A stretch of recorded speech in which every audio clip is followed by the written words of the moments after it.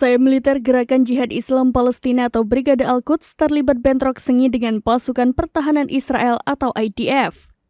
Dikutip dari Tribunnews.com, pertempuran sengit itu terjadi di kota Tulkarim, tepi barat pada Jumat 19 April 2024. Saat itu tentara IDF berniat melakukan serbuan ke kota tersebut.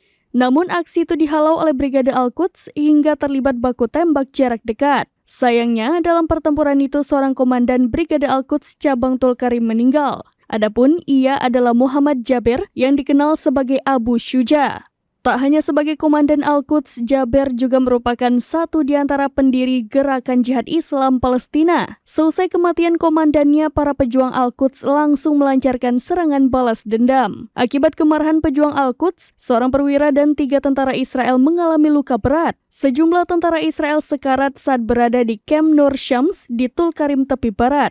Sayangnya, hingga saat ini pihak Israel belum mengonfirmasi kerugian dan jumlah korban dalam baku tembak dengan Al-Quds.